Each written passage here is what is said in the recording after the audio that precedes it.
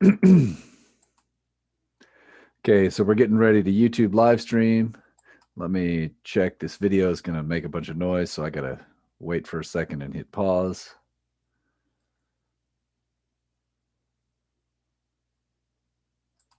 Okay, there we go.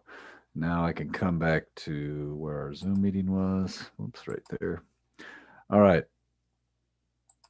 Yeah, it's kind of neat to see those problems in real life, and I finally had time to record those last weekend. So that's the angled one is kind of the fun one, 4.3. So I need to put those links in the solutions, but I just haven't had time yet.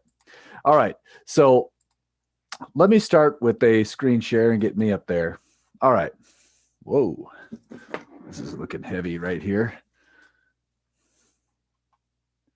Forget all this. So the point of those videos, and we're going to hit this all day long, is math problems are hard enough if you have to put everything all together. Sometimes it's easier to do two smaller problems than one big problem.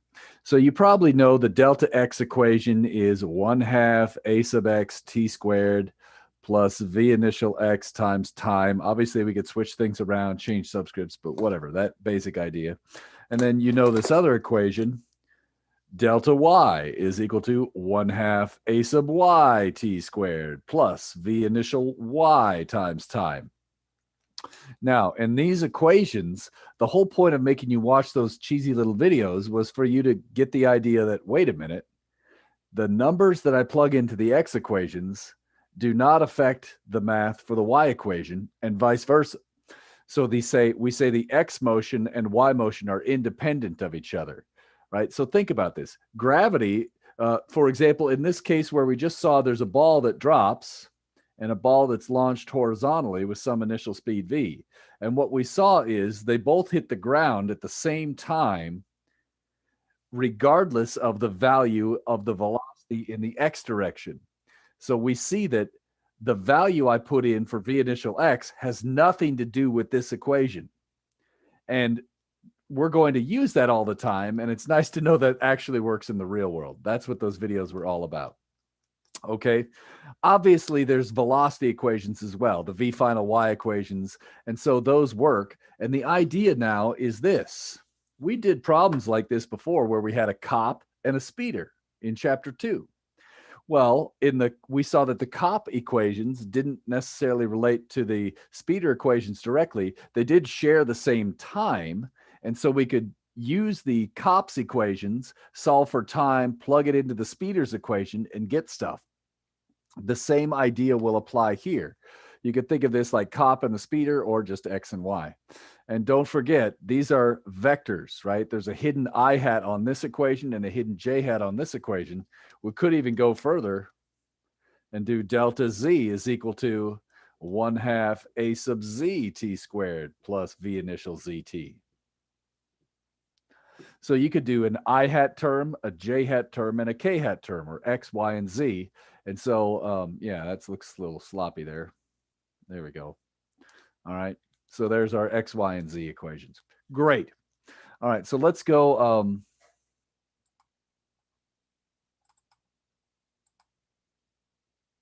All right. And so, whoops, let me get up here a little bit. So just to be clear, those videos in that playlist relate to this, this, and this. The third one, the first two, usually people can kind of figure out. This is another fun one. If you shoot the ball straight up in the air, we expect it to fall right back in. So in this case, right, we see that the vertical velocity and the horizontal velocity are independent if the ball goes right back in. Did you mean to share your screen? Because you're Oh, did I sharing. not click it? Crap. Sorry. Sorry, I must have clicked too quickly. There we go. Sorry about that. Thanks for the heads up. Appreciate it. So let me start over again. All right. So in this one, we expect the ball is going to go up.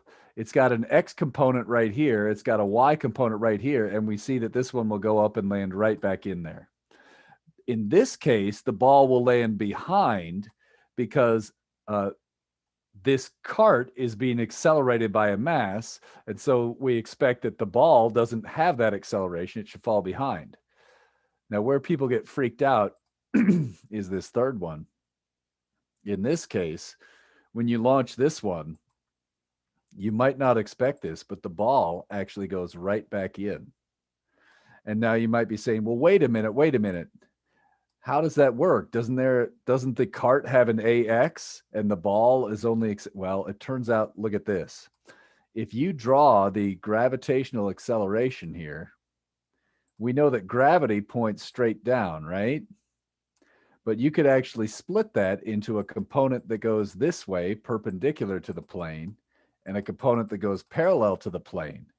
And so when you do that, this component parallel to the plane, you could view the ball as accelerating with that component parallel, and then a different amount up and down perpendicular. All that adds up, right? And so I guess it was down, excuse me. Let me just undo the last couple, right? There's some acceleration perpendicular to the plane, which is towards the plane, and some down the plane. And so as a result, in this special case, whereas the cart has the same a sub x, but it's got none in the y, if they have the same a sub x, it should land right back in there. All right, enough on that. Watching the videos is more fun. You could read those and read the solutions later. Next, I want to just do a quick review of standard projectile problems. We talked a little bit about this in chapter 2, but now I want to kind of get into this in more detail here. So in this case, this is on page 72. 72, right? And so we want to kind of understand all of this stuff in here. So I'm just going to get it back on here. So what are the things that I typically assume if I give you a homework question or a test question on projectile motion? What are the standard things I assume? Here's what I assume. We're going to ignore air resistance. We're going to assume up is the positive direction. Now, you could do your problems the other way, and that's fine, and you can get the right answers. But this is what I assume if you don't write down a coordinate system. Usually, we assume the initial position in the x is 0. We assume air resistance is negligible. That means there's no acceleration in the x direction. We assume that there's an acceleration in the y direction given by negative g. And then look at this right here, this velocity arrow, right? There's going to be some component here. That's this Vx, this V initial cosine theta. It's adjacent to theta. Then we've also got this term here. That's this V initial sine theta. Now notice, if it's launched downwards, we're probably going to need a minus sign. Here, in this case, it's launched upwards. So this would be V sine theta, because you're launching it upwards. Sine theta, opposite the angle, right over there. All right, so, okay. The other one, just to be clear, this was V cos. All right, so far so good. Now, delta y in this problem, this is a very common thing. Let's say the height of this building is h. Notice delta y is not h. It's negative h. And that's because delta y, remember, you have to think there's a j hat hidden on there and a j hat hidden on there. It goes down distance h. So watch out. You got to watch your plus minus signs all the time. And likewise, right up here, g is a positive number. The negative comes from the coordinate system. If I wanted to draw a coordinate system, this is usually x, this is usually y. The direction is negative, the magnitude is g, and that's how we write that acceleration. So notice a sub y is not g. When you plug it in, you get this weird negative g over 2 term right here. Okay. And this is what happens with your y equations. We get these two, these three. Furthermore, if you look at your x equation, there's really only one equation that's useful. If a sub x is 0, we know the initial and final velocity in the x are the same, right? And we know that this plus 1/2 at squared goes to 0. Right? This term right here just drops to 0. And similarly with these equations, if you wrote those in the x direction, they're going to go to 0 as well. If you need final speed or impact angle, what does that mean? This is getting pretty messy here, so let me clear this up. Right before impact is usually what we mean in a physics class. So right before impact, it's moving this way. This is v final. To be clear, this is v final x, the x component of the final velocity. This is v final y, the y component of final velocity. And then v final itself, we have to do this Pythagorean stuff right here, adding in quadrature. So just watch out if you're looking for speed or velocity. Did I ask for velocity, or did I ask for x component of velocity, or did I ask for y component? Read the problems carefully. And to be clear, this is the impact angle phi right here. So notice theta has a horizontal line. Phi has this nearly vertical diagonal line. Make sure you write thetas and phis differently. So we're going to have many, many problems where we need different angles. You got to get used to writing theta and phi differently. A common misconception: at max height, the velocity is not zero. Okay, think about it. It's zero in the j hat. Only for a purely vertical launch is speed zero at max height. So in chapter 2, you get used to saying, oh, the velocity is zero at max height. You're absolutely right for a chapter 2 problem where things are going straight up and down. If something goes straight up and down or nearly straight up and down, yeah, the velocity is essentially zero at max height. But if it's angled, that's just not true at all. Excuse me. And finally, this equation here, how did I get this? I took this equation, solved it for t, so t equals, hold on, somebody's trying to add in. Then I take that equation and I shove it into right here and right here, and that ends up giving me this equation. So if you're wondering what that is, that's the trajectory equation. Now, I like to spend just a second to point out the difference between the trajectory and the y equation up top. And I'll get the chat in just a sec here. No, not a problem. All right, so in this case, look carefully at this. And I actually have this written on your page if you scroll down a little bit. So let me clear all these drawings out. I just want to scroll down just a little bit right here. Oops. So, come on, zoom. Okay. So notice this is the function of time. This is a function of space, right? So the idea is this talks about how long it takes to go up and down, and that happens to be parabolic in time. But it is not the shape of the object's flight path. That's this. So this is the actual path that the ball travels as it flies through the air. All right. So just be aware. There's sometimes a little bit useful. And notice, I don't know if you notice this, but when you solve this equation right here, you get, this is so common. You do it all the time. T is going to equal something like x over v initial cosine. And so when you plug this into one of these equations like this, you're going to get a sine over a cosine, and that's what gives you a tangent. The v initials drop out. And this is where you get this cosine squared because it's squared in that. All right. Excuse me. Looks like I picked the wrong week to quit methamphetamine. That's an old joke. Okay. Where's this annotation? Let me clear this off. Anybody get that movie reference? That's from Airplane. Anyways, you guys probably don't even know that. That was an old movie. Let me see. I love that movie. Yeah, right. Right on. That's cool. All right. So now, before we get ahead of ourselves, I want to mention something that just kind of, we'll do a problem here in a minute. I know I'm talking a lot. We'll get to a problem. But this is something that a lot of people learn in high school physics, including this set of facts to go with it. If you have a level ground problem where you're starting and impacting at the same height, so whenever delta y is 0, that is a level ground problem. When you have a level ground problem, this special fact is true. In general, that is not true. This is another fact that is, yeah, I mean, all of these facts are only true if, and that's a big if, you have a level ground problem. So everything I talked about on the top of this page is still true, and these additional facts are true for level ground. To be honest, I don't put a lot of level ground problems for this class on a test because they're too easy, basically. So, but they are good for learning when you're first starting. So that's not bad. And then finally, look at this comment down here.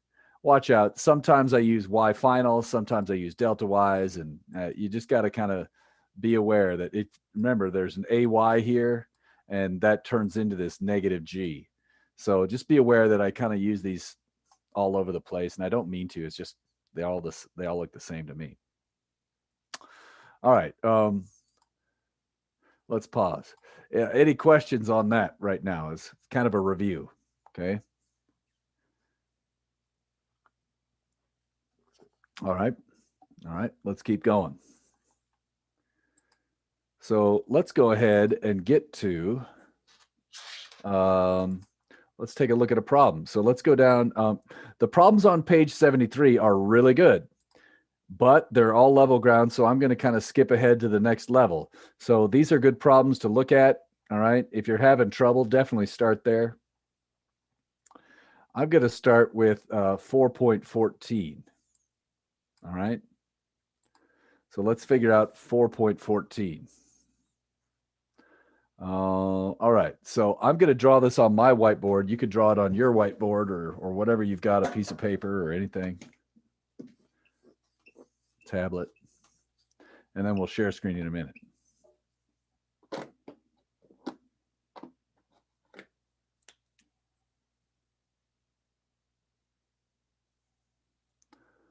.14.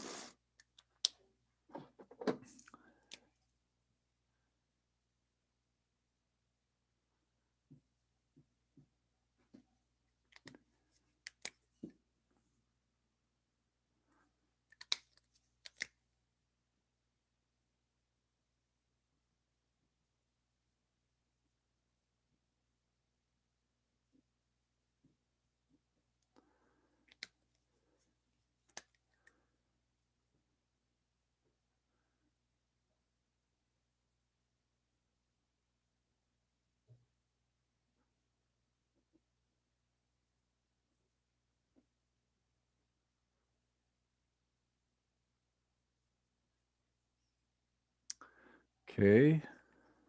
I'm just going to list all the things I know here. H equals 10.0 meters. The initial, we're told that is 19.6 meters per second. I know that G is 9.8 meters per second squared. What else? Oh, we're told the angle theta equals 30.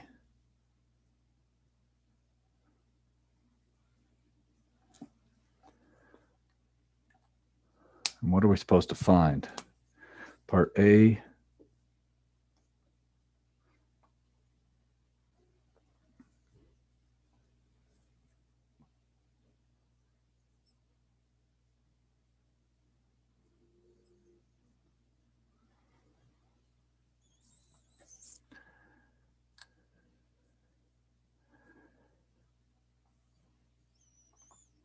Okay, so I was just writing it down. I'm going to share what I wrote down.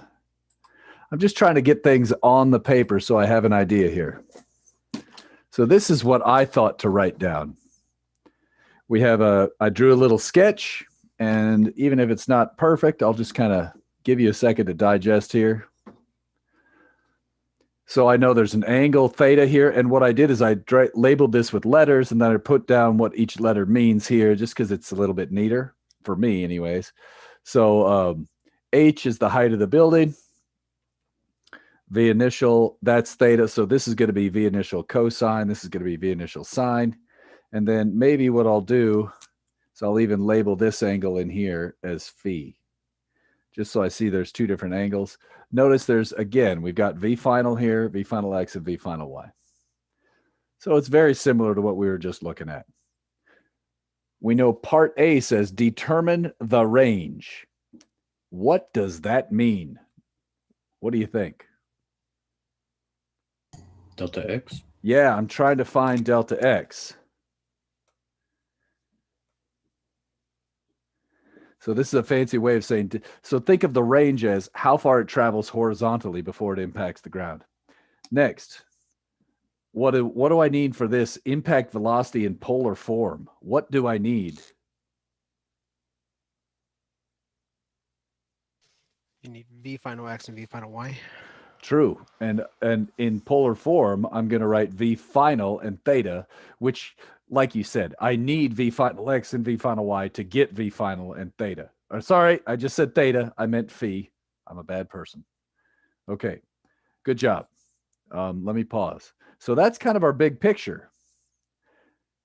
Next, what should I do next if I'm trying to solve this problem? You don't have to know the answer. Just tell me the next step.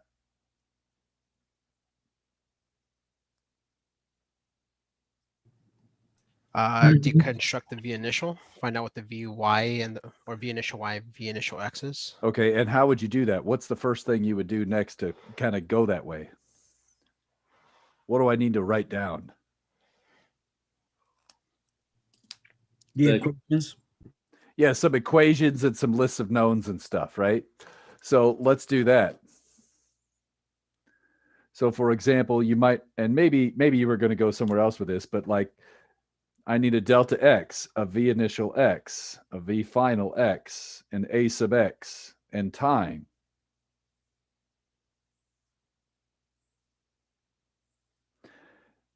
That's like the cop. Now I need to do it again for the speeder.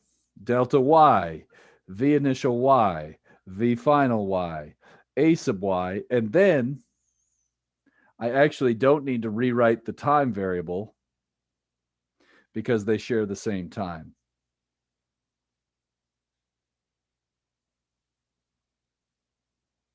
All right, so that's what I need, right? We kind of know all the numbers, but let's get them in this table.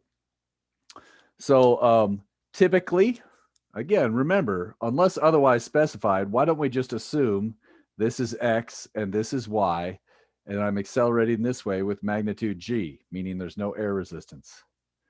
So do we know what delta X is? Yes, no, and if so, what is it? What's that? Sorry. Unknown. Okay, how about V initial X? 19.6 cosine theta. Yep, and I'm just going to, because I have limited space, I'm going to say V initial cosine theta. And like, I think that was Alonzo. We know V initial, we know theta. We're good to go. How about V final X? Somebody else. Let's try and mix it up. It's okay to be wrong, by the way. Just try and guess, and you'll learn by being wrong sometimes. It's okay. That's V final X, or sorry, yeah, V initial sine theta. No, this is still V initial cosine theta, right? Here's why. What's the acceleration? Oh, okay. Oh, sorry. Final X. Yeah. Sorry, my bad. Is that too blurry? No, you're good. Okay. I was assuming that was a V initial Y. I don't know why. Oh, yeah, that's over here. Maybe whatever. Yeah, you might do. Yeah. So the order in which you tabulate totally doesn't matter. Sorry about that. What's the acceleration in the X direction? 0. 0. This is something we are assuming. If you don't know why, it's because unless I tell you otherwise, it is 0. Okay. So that's the trick here. Unless you're told otherwise, it's going to be 0. The time, did anything? I don't see the time, so I'm just going to put a question mark. I have one question. Yeah, go ahead. So why is V final of X referencing to theta instead of? You could plug in numbers for these, right? Yeah. You could. But see, theta is a given as well.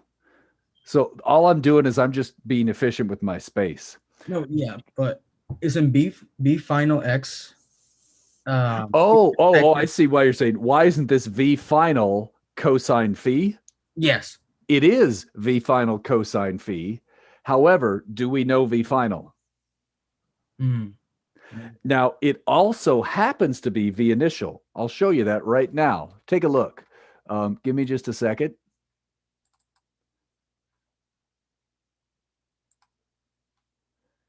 Let me get this here, right to here. Okay, let me start this over. So what I'm going to do right now is, this is a simulation. So what I'm showing you right here is there's going to be some velocity vectors. So there's going to be a Vx and Vy. And when I launch it, the ball's going to come out of here and fly, and you'll see the arrows. I want you to watch the arrows, and let me clear all that crap out, and let's launch this thing. So what I'm going to do is I'm going to fire it and then just walk it. Let's just do it. Watch it. Look at the X velocity. Is it changing? It remained the same. It remains the same. And that is why I did this. Okay. Does that make sense? Whoever asked that? Yeah. Is that true for every single projectile problem? No, it's true whenever this is 0. Okay. So unless you're told otherwise that AX is non-zero, yeah, that would be true all the time. All right. Cool? Sounds good. Thank you. And let's see what somebody put in the chat there. So again, oh yeah, I see. So that was that question in the chat. So the same thing. This happens. So to be clear, V final X does equal V final cosine phi. It also equals V initial X because there's no acceleration in the X direction. So it also equals V initial cosine theta. And so this is an important thing to know. We could actually use this relationship. What if we know this, and we know the impact angle? Then, boom, I could get the final velocity right away. So, yeah. Anyways, yeah. Okay. Did I address people's question on? Give me a second. Is everybody okay with why I did this now? Yeah. Okay, cool. There's 2 ways to write it, and I chose to write it in terms of the things that we know, because we know V initial and we know theta. We don't know those. It's smarter to write it this way for this problem. Sneaky. All right. A different problem, maybe I give you V final, and this is a classic thing I do on a test. I'll just say like, okay, let's give them the same exact problem, but I'll tell them these 2 numbers instead of those 2 and see if they can figure it out. And you'd be surprised, people have trouble. But it's the same math over and over. It's all in this step. If you can't do this and know what to write down, that is troublesome. All right, next. Delta Y. What's delta Y? Negative H. Negative H. It goes downwards H. It goes down H. Down H, negative H. Okay. How about V initial Y? Somebody else. BI sine theta. Excellent. And we know those numbers. So in theory, we could plug that in. How about V final Y? Is that also V initial sine theta or not? What do you think? Anybody? No. No. Why is so over here? We said these 2 were the same. Over here, that's not true. What's the difference? Because Y has an acceleration of 9.8. Nice job. It's negative 9.8 or negative G. Agreed? Whoever that was. Yep. Yeah, so watch out. Acceleration is not 9.8. It's negative 9.8. G is the 9.8. Negative is because the arrow is opposite my coordinate. Just being careful. All right. It turns out most of this stuff is really easy, right? Except if you miss 1 minus sign in this entire chart, your whole problem gets blown and you usually end up missing a lot of points. So it's really all in getting the minus signs correct. Most of this stuff is like, just punch in some numbers. But okay, right here, V final Y is, I don't know. Let me just draw an I don't know. This is a common attribute of these problems. Usually, if you're doing a 2D problem, there are 3 things you don't know. 1, 2, 3. Sometimes 4 in a, yeah, whatever. All right. But so far, so good. What's the next thing we usually do after this? Pick an equation. Yeah. And so we're trying to figure out range. So let's see. That's a delta x equation. It makes sense for me to write a delta x equation.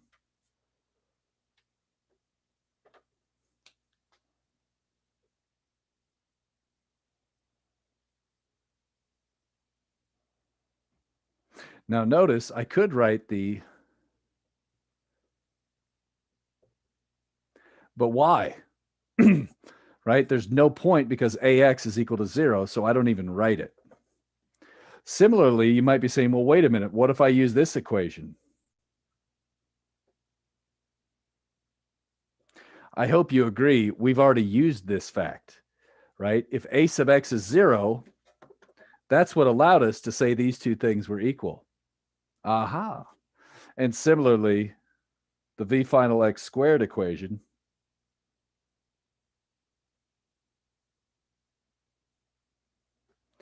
if this term goes to 0, well, that just gets us back to that. So this is about useless to us. So there's only one good equation here. Cool. Now, if ax was non-zero, those other equations would matter. Again, if ax was non-zero, those other equations would matter. Let's check. Delta x, I don't know it. V initial, I know it. Theta, I know it. Time, I don't know it. This is not going to help me get the problem done right away. So what should I do next? Find the time. How do I find the time? The Using y the- section. Yeah, the y equation's nice.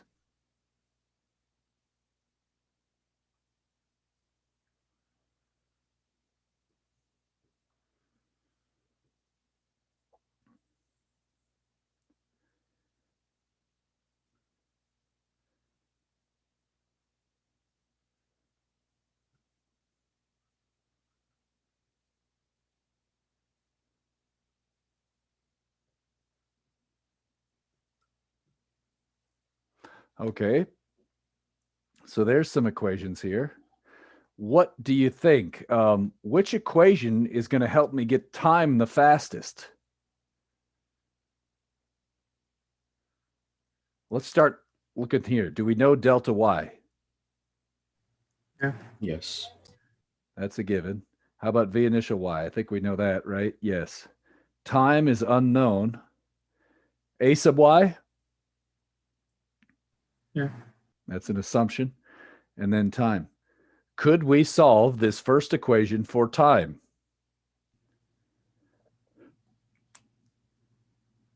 Yeah. Yes.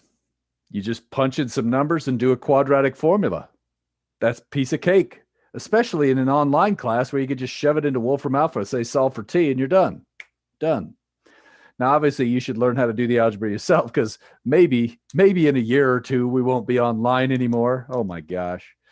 I mean, the goal is to be in person in fall. So you got to know how to do algebra by fall and calculus by fall. So you better actually do your work here. All right. So in this case, let's see if there's another way, though. I had a student that really hated doing the quadratic formula, and she said, do this. Look, why don't I take this first problem? I know delta y, ay, v initial y. I can find v final y really quick. Oh, there's a chat there. Sorry, I'm slow. Yeah, so when I get the third equation, excellent. Whoever said that, I've already closed the chat. Sorry. You could get v final y, and then you could take that, and we know it right here. So in theory, we're going to know this. We know this. We know this. You could find the time this way. So you do this, solve for v final y, shove it in there. You get the time, you shove it in there, and you could do this all algebraically, check your units, and make sure you don't screw up the algebra, then plug in the numbers. Let me check the chat again.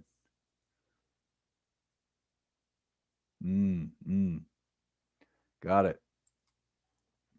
All right. So let me ask you something. Everything on this side of the equation is known, right? So if I want to get v final y, what do? Square root. What do you have to remember every time you take the square root? Plus or minus? In this case, that sounded like it might have been Alonzo. Was that? Yeah. Yeah. So Alonzo, when you're solving this equation, if you take the square root, do you think we need a positive or a negative in this case? Negative. Negative. Why? Going down. Exactly. Notice that the final problem, it's going down. So I think that answered the question in the chat, right? So we want the negative in this case. It's only the minus sign for this one. What? Don't you love physics? So this is where we get into, it's just algebra, right? People say, oh, it's not rocket science. Yeah, this isn't either. This is literally just algebra. However, there's a lot of work that goes into getting this stuff dialed in straight. Yeah. Yes, exactly. Good job there. Okay. All right. And so at this point, this problem is basically done. We could spend the time doing it, but I know you've got the solution. So I'm trying to be efficient here. I'm going to go to the solution and see if there's anything else I want to say about this right here. What problem was that? 14? Yes. Thanks. Okay. So there's the same list of knowns and unknowns. So here is one way to do this. Notice I got v final y squared. We get the negative sign because moving downwards at impact. So that gives me all this junk, and now I've got that. Now I could use this equation. I stick it in here. So I rearrange this for time first. Then I plug in the big ugly square root. And then I've got this ugly mess. That's my time. This big ugly last side of this. Finally, I plug that into here, right? Well, there you go. This is enough to get credit. So that's great. Now, you might not be used to this. A standard thing to do is to do the following. Okay, so give me just a second. This equation right here would be full credit. However, why not multiply by 1 in this weird form? When you do this, look what happens. I can factor out the v sine theta out of the square root because there's a v squared sign here and a v squared sign there. That allows me to factor this out. Well, now there's a v sine theta here and a v sine theta here, which allows me to factor that out as well. And now we see a standard physics form for solutions. Something with the correct units times something with no units. And that is convenient for checking the units. It's convenient for coding. It's convenient for understanding these problems. So what are the things I do next? I check the units. Do the units look good?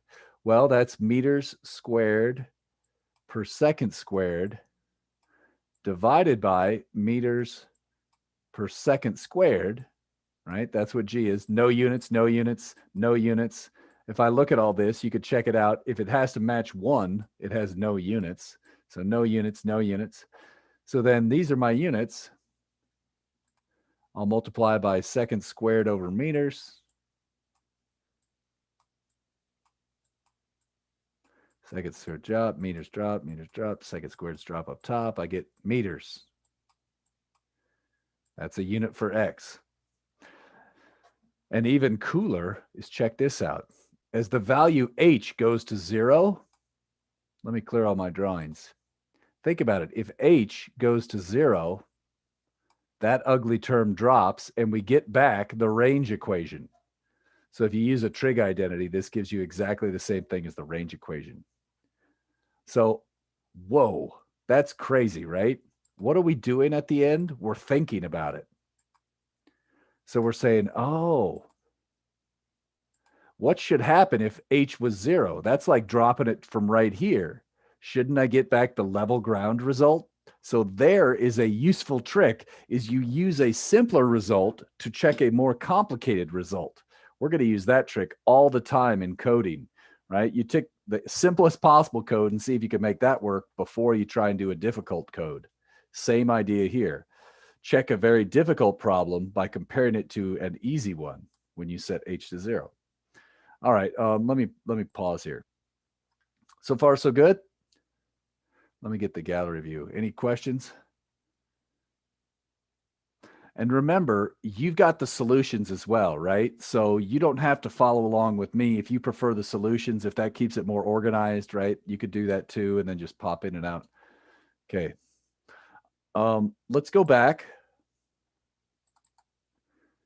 and do the other part now. Impact velocity. Wait a minute. Haven't we already done that? We pretty much have. Let's just go to the solution. So this is very typical of a physics problem. The first one's really hard. And then afterwards, we already found v final y. Impact speed is this, x squared plus y squared.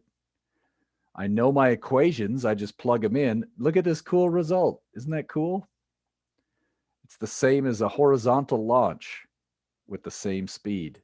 What? We'll learn more later. Phi is given this. Now, remember, what are we trying to do here? Let me get this all on the screen. Whoops. Let's go right here. The idea was we said this thing is going to impact with some speed, v final, heading that direction. And we said that this would be v final x, which happens to equal the initial x if a sub x equals 0. So we know that side of the triangle. We also know this side of the triangle because we did the math already, and we know v final y already. And this angle in here is the angle phi. So whether or not you should answer as a positive or negative is discussed a little bit here. Typically on a Canvas quiz, I might ask you to enter in positive numbers for above and negative numbers for below. If we were doing a paper and pencil, I'd just draw it and I'd probably take either one, to be honest. All right. If you get the number right, I'll know. And you draw a picture. That's usually what I require on a paper and pencil test, is draw me this picture. And then if you put plus or minus in there, who cares? You drew me the right picture. I get the idea. All right. Okay. So in theory, everybody's had high school physics or physics 110. In theory, everything in here should be a review, but maybe it's been a while. Some people, it might be 2 or 3 years, right? Or maybe not. I don't know. But it's okay if you have questions. You might have forgotten some. Any questions right now? Okay. Whoa, brutal. Yeah, 5 years. You forget I see. So it turns out I read a question once in an algebra book. I used to be a math teacher up at Cuesta. And one of the questions says, every 6 months, you forget 50% of what you've learned in that class. So now think about this, 2 years or whatever. Yeah. If it's been 2 years, you've forgotten at least 75%. Or no, 50, 50, another. Oh my gosh. Yes. You basically remember 5%.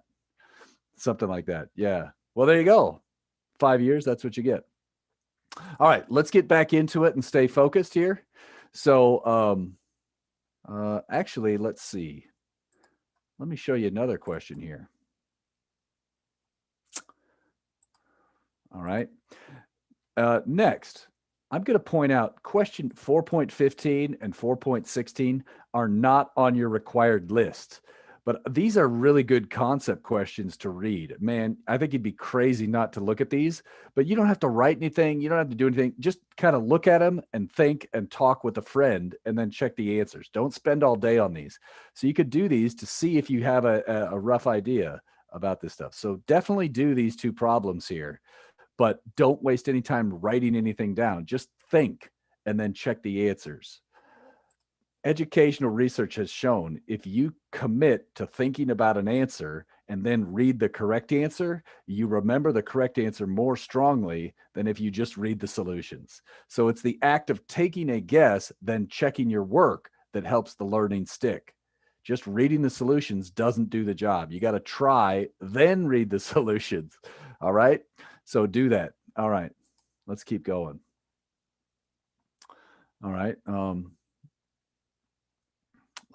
me get these. Sorry. Clear those drawings out. Sorry, I forgot that was there. Page 75 is a good one. These problems are required on your work here. So all of these are going to work. You may be saying, well, what happens if AX is not 0? Well, here's an example. So what happens if AX is some non-zero number? This will give you that practice. And then let's say you're really bad at this and you have no clue. Well, use the solution for this one.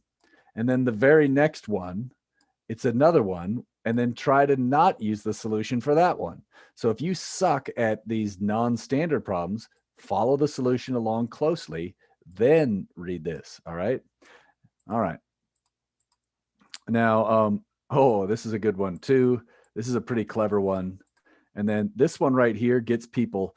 It's interesting to see people's inability to read year after year. So when you read this question, you're going to make a list of assumptions in your mind, and those assumptions might not match the physics definitions of the words. So make sure you do this. And more important than anything on all of these, remember, it's all about the setup. If you can get the setup, you could do algebra. You're not an idiot, right? If you're in this class, you probably passed a calculus class, right? So you know how to do math.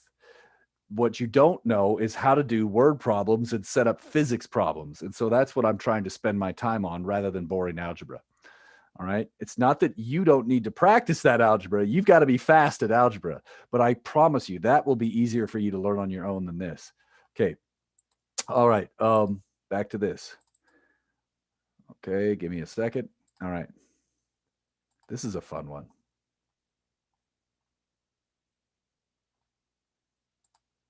Okay. So we've got a dart and we're going to launch it at a tiny monkey. Now, back in the day, when I learned this class in physics, the instructor brought in a rifle and was literally shooting, not monkeys, but was shooting cans, and there were sensors and stuff. We're not bringing rifles into class anymore. So, yeah, but it's just a different era. So it's kind of interesting. But the point remains here is imagine this is a blowgun or something, and there's a dart that's going to come flying out of here.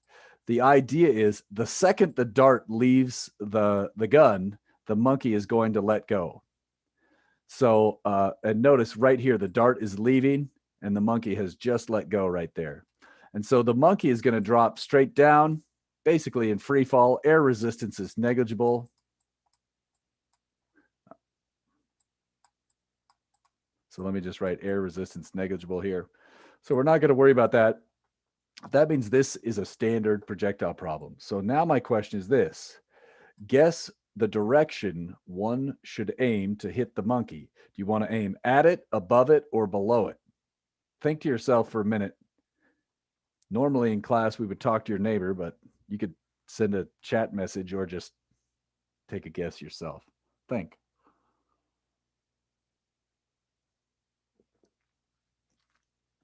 Monkey lets go of the branch the instant you shoot at it.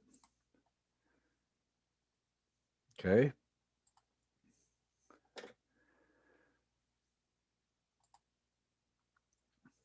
And now let me clear out these drawings.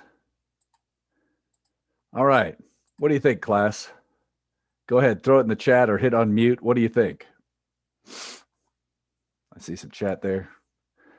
Okay, I see some at and some below. So most people think it's either at or below. So let's take a look here.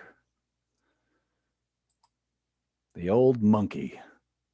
All right, so now what am I trying to show you here? We're looking right here. Watch this arrow. If I click the aim low, notice that arrow is below the monkey. If I click aim at the monkey, it's right here. And if I click aim high, it's up there. So let's just check this. If you aim too high, and we run this one,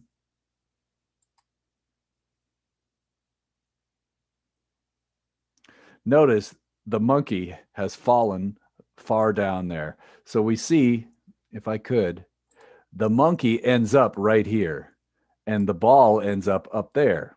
Not good. We did not hit the monkey. Okay. So let's try this again. And let's try aiming low. So now I'm going to aim under it, right? In the red circle there. When I shoot this one, when you aim low, it misses low. Let's try right at the monkey. The idea here is this. If I could, let me go to my whiteboard. So this is another one of those independence of XY motion properties, right? So check this out. Maybe this will make sense of it. Normally I do this in class and I bring out a stuffed animal and we shoot it, and it's fun, but we can't do that right now. I'll try and record that video over the weekend if I can, but we'll see. The idea is this. You're shooting this bullet, and let's say this is the straight line path, and let's just assume the monkey is a sphere here, right? So in this case, if you shoot this, we know that the bullet is not going to travel in a straight line path. It's going to fall beneath it, right? And so the idea, let's actually make this monkey purple. This monkey's going to fall down, let's say, to right here. And this red bullet actually takes this path to hit it.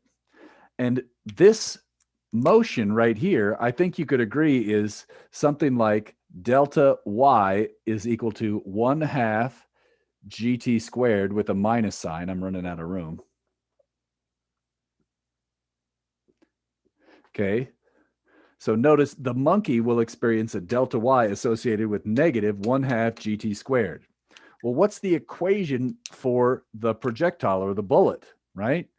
Well, we know delta y for the bullet is v initial sine theta times time plus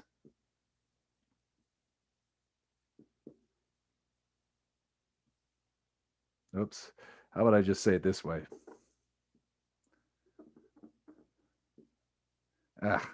Let's just say it like this. Sorry, like that. Well, look at it. This is the straight line path. If there was no acceleration, it travels in this path. This is how much it falls below. And notice the amount that this rocket will fall below exactly matches how much that monkey falls below. And so you end up with these same equations in each of these. Sorry for the glare. But that's the idea, is think of the projectiles as they should go in a straight line, but gravity exerts a force and causes them to fall below that path by this amount. And so it's really cool to see that this actually works in real life. We don't have that option right now. I'll try and video it over the weekend. All right, that's all there is to get out of that problem, okay? It's kind of a surprising result. Questions about that? Can you go back to the whiteboard really quickly, please? Yeah. Thank you. Like that?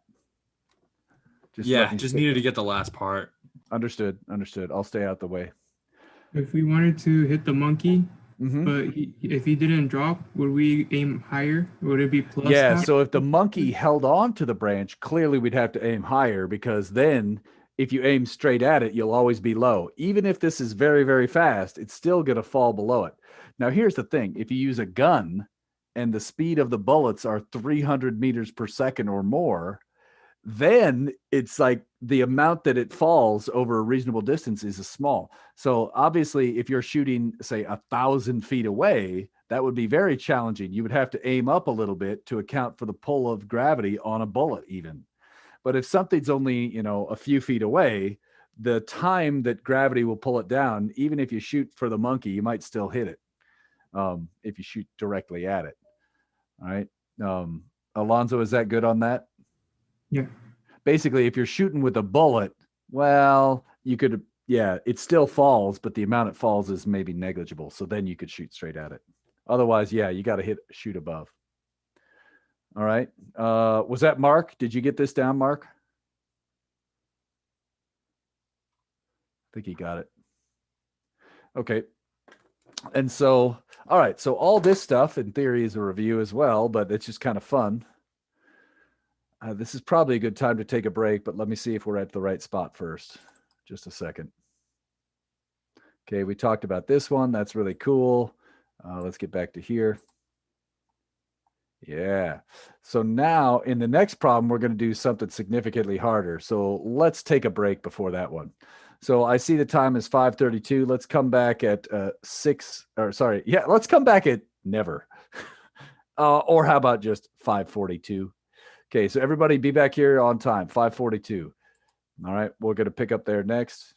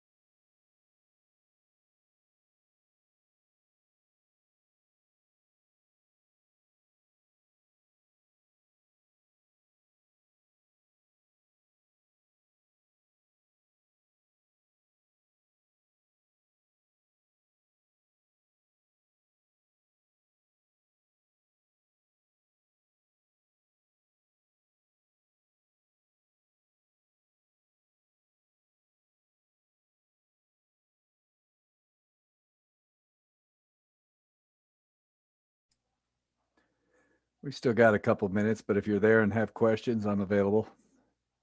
Just letting you know.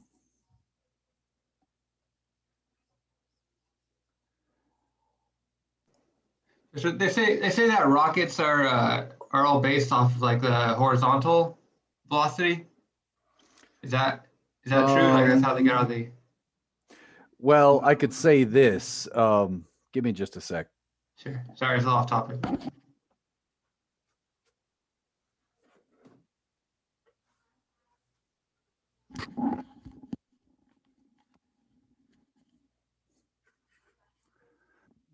All right, my glasses are falling off.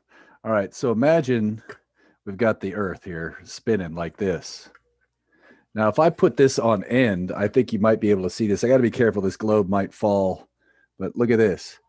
The points right here are not moving nearly as fast as they are near the equator. Are you okay with that? Yeah. And so the idea is if you launch satellites near the equator, say like at Florida, you get much more velocity than you do if you say do this in the Soviet Union way up north. And so this is probably why we won the space race, because we needed less fuel to get them into the atmosphere because they started with more kinetic energy associated with that horizontal. Cool? Yeah. Yeah, so and that might be what you're thinking about there, but I don't know if that's where you were going with that. Let's see. I think, was that Jake said something in the chat? Let's see what he said. Oh, yeah, that's true too. Yeah, so this is the other thing, right? Think about this. If I had a medicine ball in my hands, which I don't, but if I throw it that way, what's going to happen to me? A little bit. If I throw something that way, I go backwards, right? So that's conservation momentum. And so we discuss that in chapter 9. But imagine basically if you have an explosion inside a rocket and it pushes gas downwards, the rocket moves upwards. And so that's just basically you exert a force downwards on some ejected material. Therefore, the ejected material exerts a force upwards on the rocket. So those two combinate, and we will get into that in chapters 5 and 9 and stuff like that. Is that cool for now? Yes, thank you. Yeah, it's pretty cool, right? Mm-hmm. Yeah.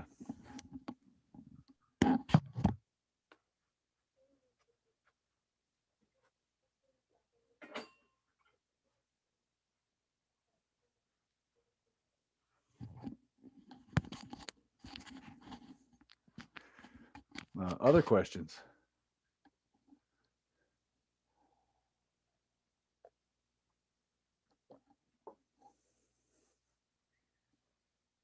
Always good to get the globe involved. We still got 2 minutes. I'll let you chill.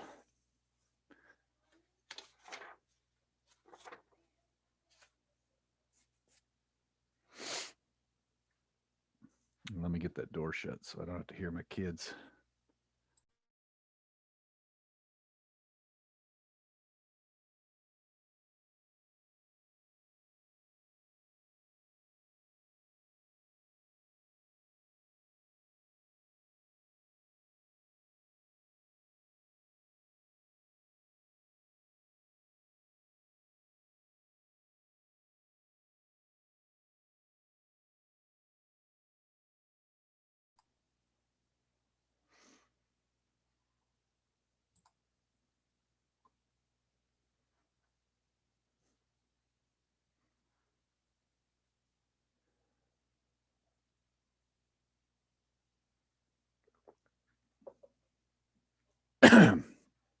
Excuse me. Professor Gerstein? Yep. What's up, Young? Would it be okay if I join on my phone? Yep. Okay, perfect. Would I just receive the Zoom code through the Canvas? Yeah, exactly. Okay. I could try and look it up too, or you got it okay? Yeah. Okay, cool. Thank you. Yep. All right, so it's about time to get back into it. So let's go ahead and get back into it. And now I want to start to get to some difficult questions. So I know it's probably like, you're probably saying, wait, those were already pretty hard. Now let's like take the kid gloves off and we're going to get beat up now. It's only one or two little things that are harder, but every little thing adds up, as you know. Okay, let's try and do, I call this a kind of realistic problem. Now, in reality, air resistance is a huge factor, but we're going to ignore it at first. If you're curious about that, we can do an air resistance calculation after the fact. So here's the problem. A ski jumper launches off this ramp with this incline. Ski jumper's initial velocity is v.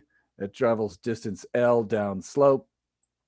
And then the slope has an angle. So notice phi this time is the angle for the, all right, let me get this here. Phi is the angle of the mountainside. And then I'm going to use this other symbol, psi. That was probably a dumb idea. Why didn't I use psi for the other one? But whatever. So let's say this is some angle psi here. So these are just Greek letters. To be clear, the impact angle is psi, and it might not be the same as phi. Okay. Yes, this is on YouTube. So yeah, definitely you could hit pause and use that. So definitely watch this all on YouTube. We should have the live stream. I see it up there. Right on. Yeah, the link is also in the Canvas website. And then I also sent out some Canvas announcements with the link with some playlists. Okay, good. Next.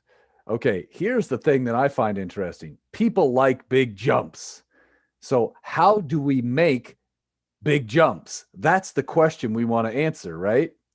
So if we want to have big jumps, first we get an equation for how long the jump is. If L is the distance of the slope, or is the downslope distance, I'm going to figure that out in terms of these other parameters.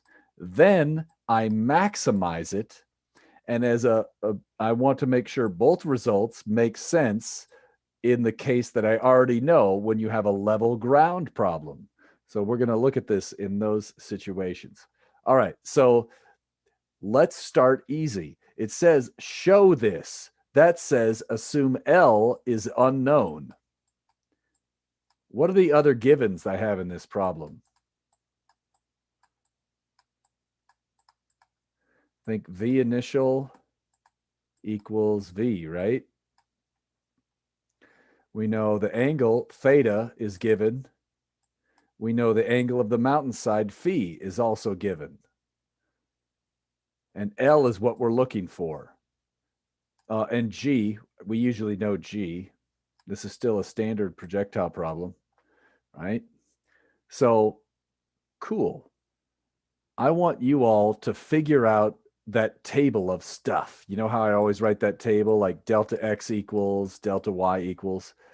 So I'm going to write this up on the screen here, just so it's all in one spot. But this is what I want you to think about. Figure out all these different delta X, delta Ys, okay? I'm going to clear this out so I have some space. So I'll give you just a minute to figure that out while I write this up. This is going to take me a second. So what is delta X? What is delta Y, etc.? And what is V initial X, etc.?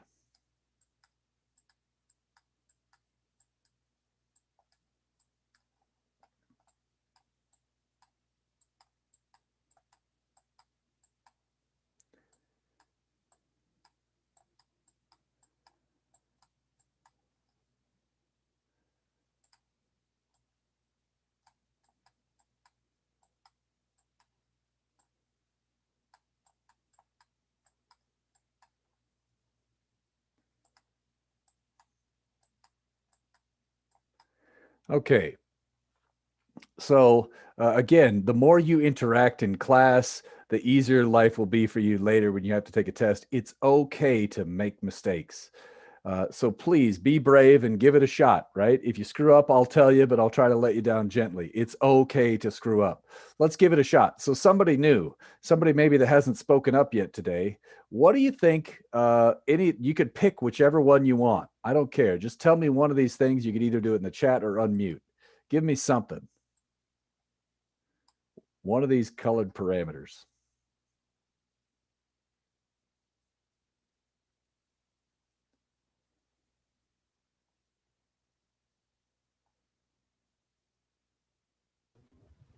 Is velocity initial x velocity cosine of theta? Excellent. Nice job. Okay. And then somebody else. Pick another one. Nice job. Thank you. Oh, I see Mark's got one in the chat. So Mark said AY equals negative G. He's correct. Good. While we're at it, what's AX for this problem? What are we assuming AX is? Yeah, 0. Good. So we've got the accelerations, right? Unless we're told otherwise, we normally assume AX is 0. All right, cool. What else? Okay, so delta X equals, okay, that's true. So Juan, I want to go more into that. Is there another way I could write that other than just question mark?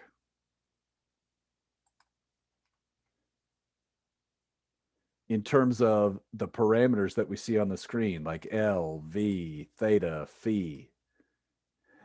Yeah, L cosine phi. So take a look. Do you agree that this side of that triangle is L cos phi? Which absolutely, as who was that? As Juan mentioned, he was right. This is a question mark, but I think writing it this way will have benefits that we'll see in a minute. So you were right, Juan, but I think this is a stronger way to write it. All right. And like he said, this is a question mark because we don't know what L is. The deal is, I guess, Juan, if this makes sense, we're looking for L. Now we have L in our list of knowns, so we have something to solve for. If we just put it as a question mark, we might not see that. Does that make sense, Juan? Right on, right on. All right, well, we're there.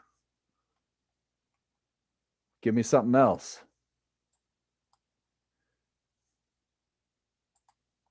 What's delta y then?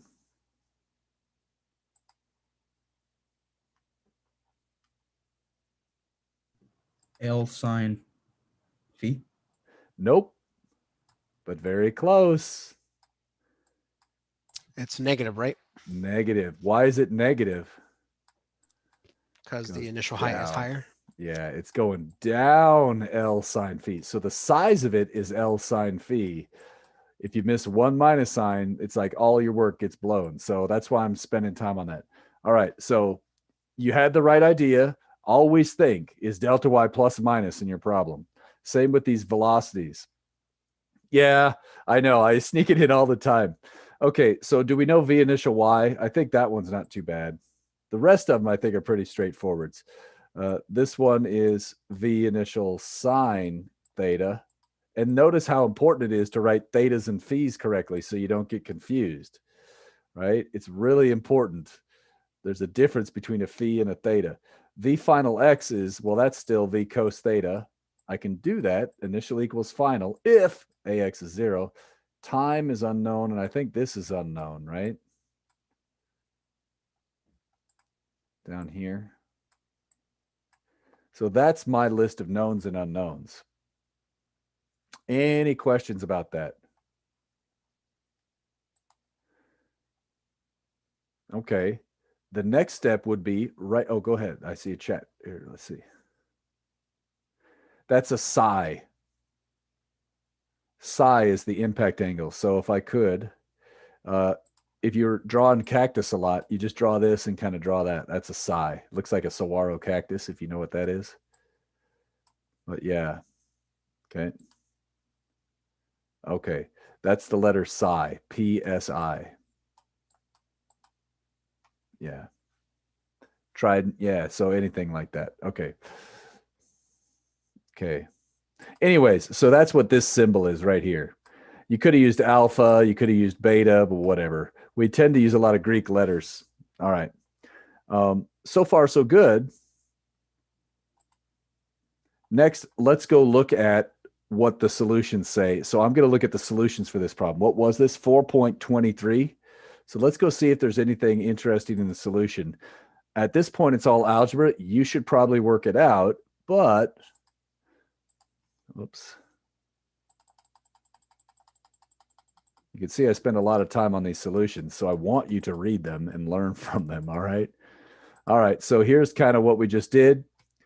I used the trajectory equation. If you didn't see that trick, what could you do? You could solve for t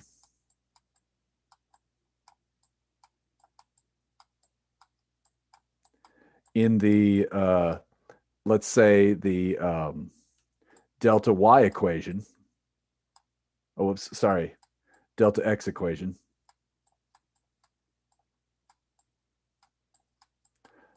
And plug it in to the y equation. That's where you get the trajectory. So again, we mentioned that earlier. I don't want to spend a lot of time on it, but this is the trajectory equation. So if that helps, that's, whoops, not whatever, trajectory. Okay. When you start plugging stuff in, you get this big, ugly looking mess, but it's not as bad as it looks. Why? This thing has L squared in it. This one has an L, and this one has an L. If you divide all terms by L, there's one term that has an L left, and then you just solve for it, and that's it. This is full credit. However, I know what's coming in the next step, and so sometimes it's useful to do a little manipulation. I'm going to pause here. Just take a second, kind of see if you feel okay with this. Just kind of let me clear this out. Again, trajectory equation, you can learn that later by doing this process here. We get this equation when I plug in stuff and then solving for L. So just make sure you're good to there for a second. I'll give you a second to digest. So you solved it for t first through the x equation, and then That's right. That's how you got all that, the tangent. So t is equal to x over v cosine, right? If you're wondering where that comes from, it's from x equals v initial x times time plus 1/2 at squared, right? Right. And what is a sub x for this problem? 0. So this term goes away, right? And then this is v cosine, so that's where I get this. So far, so good? Yeah. Then when you shove it into that y equation, remember, we get delta y equals, let's see. Wait a minute. Is it looks like, is there a term? Let me see here. Yeah, v sine, and there it is.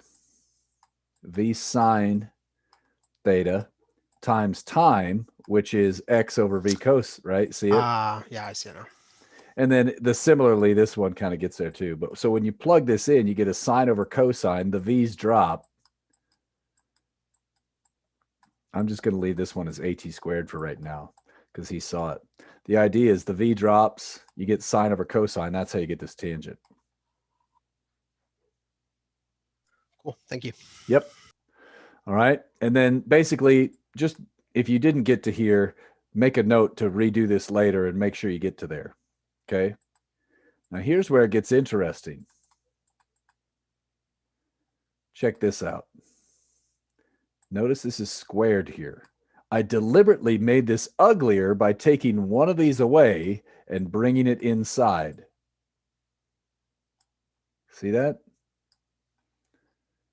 When I do that, this term is this. This term, cosine theta times tangent theta, becomes sine theta. Do you see that? It's similar. You have sine over cosine. Then I could take this ugly thing. This is sine theta plus cosine. That's a trig identity, and that's what allows me to go to here. Trig identity. So that's how I get this problem right down here, this answer. Now, I argue it's basically the same as this question up here, except this bottom one would be slightly faster if you had to code it. And it's a little bit easier to, I don't know, to deal with in the next step in part B. That's really why I did it. So all this extra stuff is kind of extra, but it's good to understand it for the next part. So any questions? Maybe I'll let you just kind of grind through that later, but any quick questions on that? just math. Okay. All right. So, whoops. Let's go back to the question now. We've got our function for L, and that is given right here. We just proved that. All right. So again, we assumed L was an unknown and solved for the algebraic result. That's what this kind of question means. If you say show something is this, it doesn't mean take that answer and show it works. It means assume this is unknown and show the standard process gives you that result. All right. Help me out, people. How do we do part B? Give me a strategy that will get us there.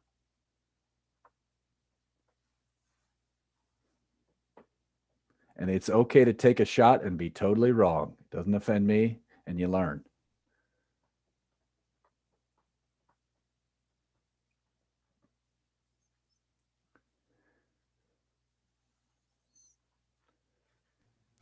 Would we have to start by solving for theta?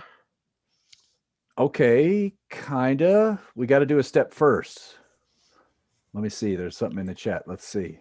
Okay, derivative. Juan, what makes you think derivative?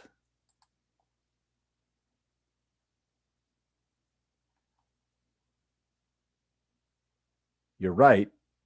What makes you think that? Because you need the maximum of the slope. Max. When you see max min, all right, so let's do this. We're trying to do a max min.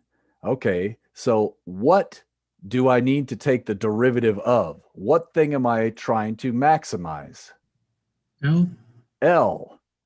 What do I need to take the derivative with respect to? What is changing in this problem to maximize the range? Theta. So I need to do dd theta. dd theta of L, and then what do I do with it? I take a derivative. Any max min problem, what do you do after you take the derivative?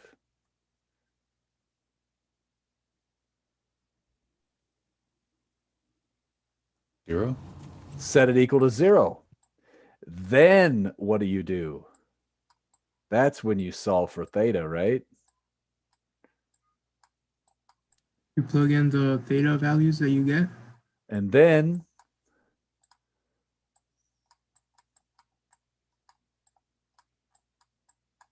nice job. Good job, team. So in this problem, it's very similar to what we did for position and stuff as a function of time, right? Normally you say, okay, if you have some function y of x, you take the derivative with respect to x, set x equal to 0, take the derivative with respect to x, set it equal to 0, solve for x, plug that value of x back into your function of y. Well, this is the same crap. It's just different symbols, right? So what's the fastest way to do that, you think?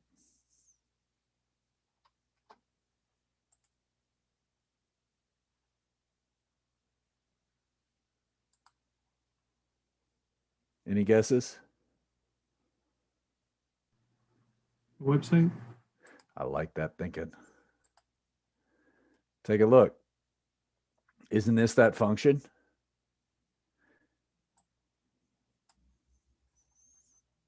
Now, you should learn how to do this by hand too, but you should always, in this class, since it's online, hey, let's use this Wolfram Alpha to check your result, all right?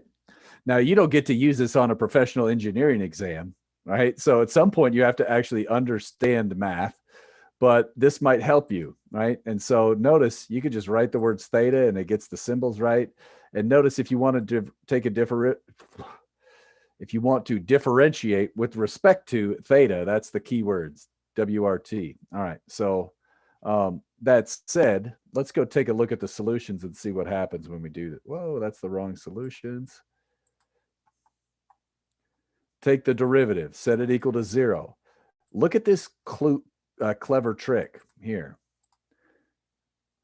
You want to get good at this. This stuff is all constant. There's only one V initial. Remember, V initial was equal to V in this problem. So reading is, you have to be a careful reader. Everybody says things differently on the internet. In the real world, and in this class and in the workbook too. Sometimes v is the final velocity, sometimes v is the initial. Read. This is a constant. Phi, this is the angle of my mountain. Those are constants. Well, if I just take everything, I could divide both sides by those constants and get this much simpler looking equation before I do any derivatives and save myself a lot of headache. So all I did was divide through by the constants. Since they're just numbers, 0 divided by a bunch of numbers is still 0. All right, and then I took the derivative chain rule and just did some stuff. Now notice this cool result here. And let's focus on this one because we're going to the right. What this is saying is what? Let's say I have a 20-degree slope right here. I want to throw a ball and have it go as far as possible. What angle should I use to make it go as far as possible? 65. Careful. Look again at theta. Whoops, I just erased my ramp. Let me put that back in. Okay, it's 45 degrees minus phi over 2. So that means it has to be what? 35. Yeah, so that angle has to be 35. So that is clever. So this would tell you you need to angle the ramp here where the ski jumpers at 35 degrees so they get maximum range. It depends on the mountain you have. Of course, this problem is severely flawed because we ignored air resistance. And if you're flying down the hill at 80 miles an hour, I think air resistance is not really negligible. But okay. So that's kind of cool. But we do know that's the angle. They should probably be close to that angle. So that's a good sign. Next, verify these things make sense in the limit phi goes to 0. Well, check this out. If phi goes to 0, we get L equals 2v squared cosine theta sine theta all over g. Oh, wait, what do you get when you plug in 0 right here to this? What's cosine of 0? 1. 1. So we get this, and notice this, and this become sine 2 theta with a trig identity. So we get back the horizontal range equation for a level ground problem. Now think, does this seem reasonable? If phi is equal to 0, you do have a level ground problem. So we see this is kind of an advanced trick you should do in a physics class. If you solve a difficult problem, see if it reduces to an answer you have already obtained for a simpler problem. Basically, we're using the horizontal range equation right here to check our work for this more complicated problem. This is an advanced step that's a little bit trickier than a unit check. But that is a cool thing. What if phi goes to 0? We get back the same result we already found, which makes sense. Similarly, think about this. If we said the max angle was 45 degrees minus phi over 2, well, if you set phi equal to 0, the angle for max range is 45. That was problem 4.9 if you want to do it. Whew. All right. Questions? What does that drawing look like when phi is 0? Is that there's no ramp at all? The ramp is horizontal, right? Think, if this is, let me just do it. This is phi equals about 20. This is phi equals about 10. This is phi equals 0. Perfectly flat if I could do it. Oh, okay. I see. Right? 0, 10 degrees, 20 degrees. And just to be clear, all of those are values of phi. Is that helping? Yeah, that makes sense. Thanks. Yeah. Now, when we're face to face, I actually I make a little ski ramp and we launch something down it, and it's cool. We can measure it and show this all works. We're not in class, so we don't have that right now. Sorry. It's a lot more fun. Yeah, I can't even set it. I don't think my ramp would fit in this room. So it's 4 meters long. All right, good question. Sorry you're missing out on that. All right, so far so good. Let me show you something for fun. Let's have some fun here. And you know when I say that, you mean it's going to be hard. Let me see what question this is that I want to look at here. Ooh. Oh, let's have a lot of fun. Oh, which one is that? I don't know what it is. Well, let's see if I could find. No, let's just go to question 4.34. I should have thought of this in advance. I wrote one back in the day. I wrote a test that was all Arnold Schwarzenegger problems after his movies. And one of them, it looks similar to this one. So let me see. What number did I want? 4.34. So this is a crazy one. It was old school, man. Like one of them was about The Running Man, and one of them was about Predator and all these old school movies. All right, anyways, I'm a big movie fan. So here we go. Let's imagine you have this problem. Does this look similar to what we just did to you? What do you think?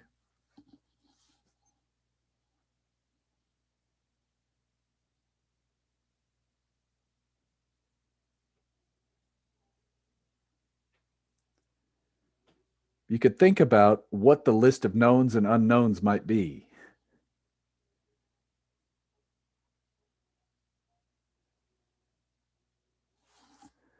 And so I'm going to look at the solution here in just a minute, but I'm going to give you a second. Without looking at the solutions, just try and answer 4.34. Not answer it, but just try and set up the chart that we usually set up, okay? Let me get this to the top of the page here. Whoops.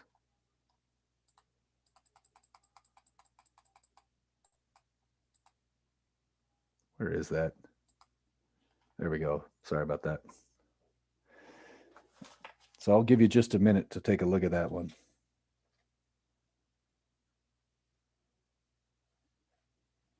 Yeah.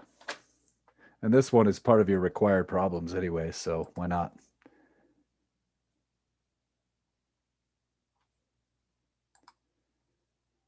I'll give you till 6:11.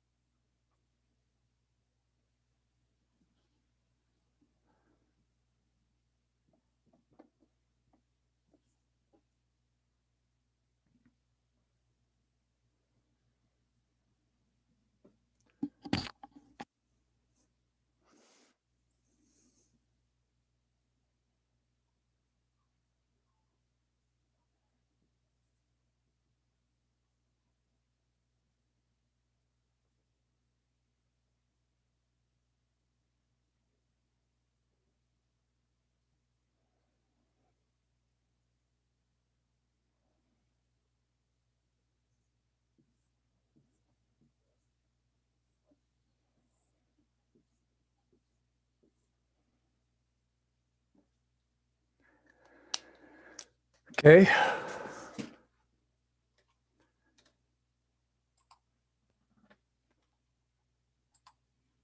All right. So let's say this is the setup of the problem. All we really need is this set of values. Then it's just always the same. So in this case, is this a standard projectile problem? Yes or no? What do you think? By what I said earlier in the workbook, does this fit a standard projectile problem? Do you remember? Did I indicate anywhere this is non-standard? No, it's standard. No. So that the standard for me means a sub x is 0 and a sub y is negative g. So if you're wondering what I mean by standard, I mean, is the acceleration a standard setup? From there, we're still going to have some weird stuff because this looks very weird, but it's still a standard in terms of these accelerations. So let's go through here. Well, I know this part. Whoops, cosine, right? Sorry about that. Because ax is 0, these two are the same. I know that. So now, I don't think I know the time. I don't think I know v final y. This is going to come up here, and it's going to fly, and it's going to smash into here somewhere, right? Huh. Here's the... oh, I don't know. What do you think we should do at this point?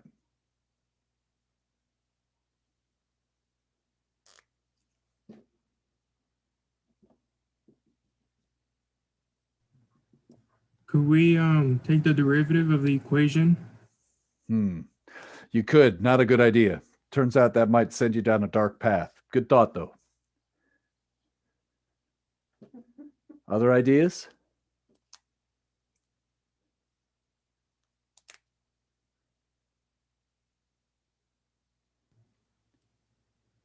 Could we somehow relate the alpha and the theta? Okay, kind of. I tell you what, let me give you a hint. Let's just call this x, and it's unknown. But if we call this x, what would y be? What would delta y be? Excuse me. What's the initial value of y? 0. What's the final value of y if we travel distance x? Alpha x squared. And so what this does is it takes a problem that had 2 unknowns and it reduces it to 1. Have we seen that technique in a different problem before?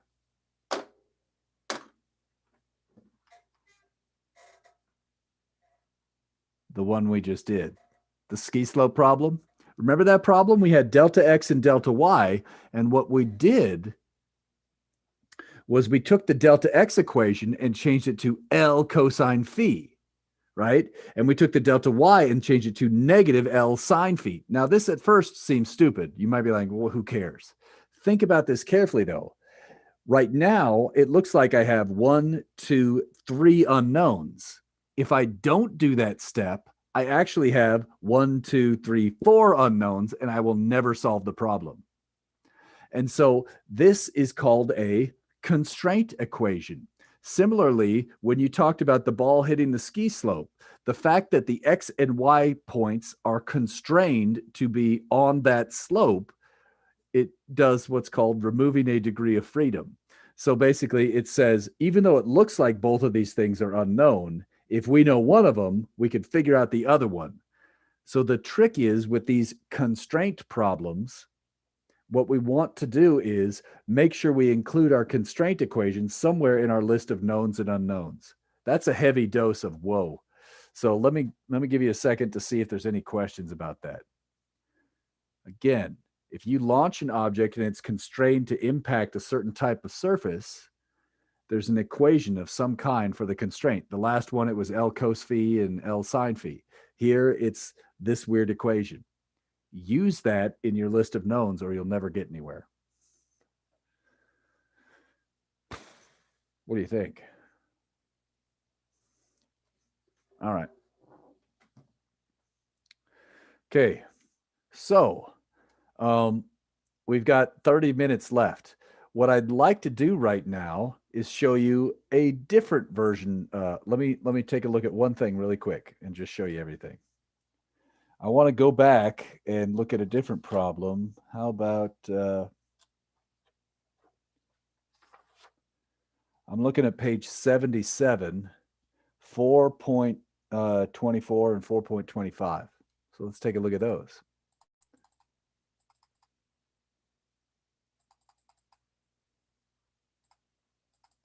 There they are. Whoops, went past it. There's the constraint from the other one, right? L and phi constrain the x and y.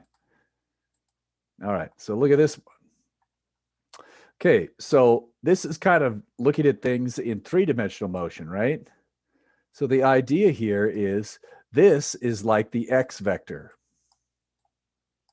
This is like the y vector. And this right here is like the z vector. So I hat means to the right, j hat means up, and k hat means out of the page. So, or out of the paper.